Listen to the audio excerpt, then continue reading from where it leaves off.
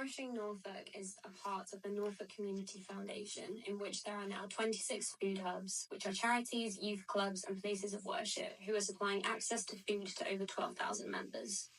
The main objective of Nourishing Norfolk is to combat food insecurity. This conversation is going to explore how they do this whilst being environmentally friendly, how they provide justice to their local communities, and how they are transforming with the changing economies and world we live in.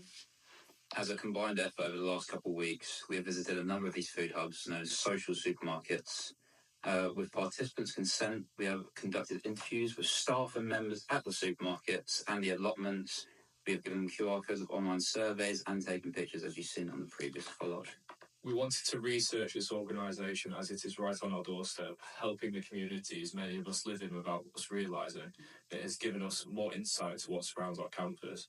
Getting the opportunity to visit new places and talk to people we wouldn't usually have the opportunity to speak to has been special. Hello, I'm Andrew. I am the Social Supermarket Coordinator here for Soul Foundation. What we try to do here is aim to support families who are in need of financial support through making food accessible, but in a way that is effective, but also gives them dignity and purpose in their lives. On average, we find after doing our own studies that we are saving people between 14 to 26 pounds of food shopping a week through just one bag of shopping. With our gardening growing scheme, obviously that will mean that we are growing things right here in Norwich for families in Norwich. So we are reducing environmental impacts by no end, because they're going to be able to have their own food seasonally grown in this place, ready for them to take home. It should help to impact on the environment, which is something at our heart,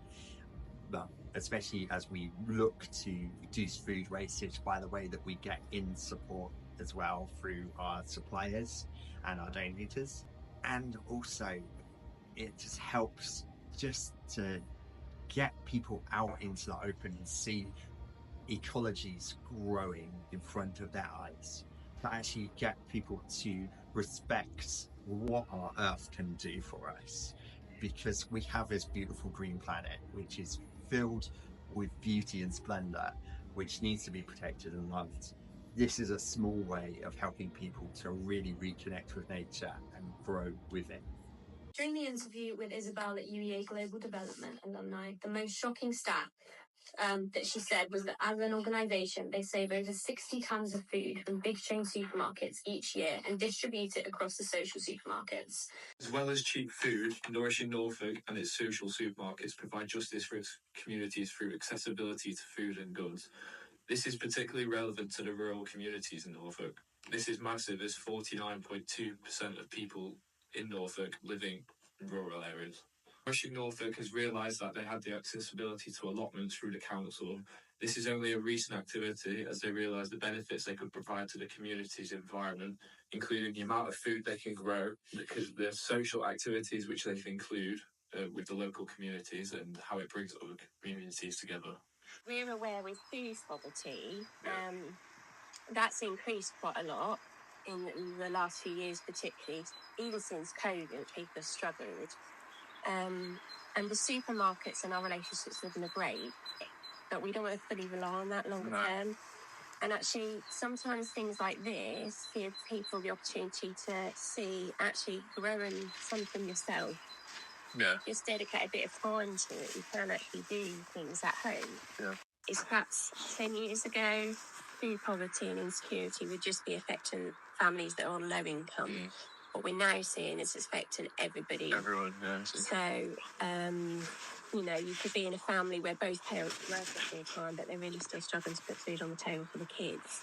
So I think that whole picture and landscape has changed quite a lot. We conducted multiple interviews, but not all of them would fit in this 5-minute video, so we have left the link to those in the description if you want to check them out. We've also left the link to the GoFundMe page and more pages of information in case you would like to know more. Hi, thanks for watching. Hope you enjoyed the video. Just a quick thank you from myself, Beth, Elliot, and Robin, to Nourishing Norfolk for allowing us to access your social supermarkets and allotments. We've had a great time and learnt loads. Thank you.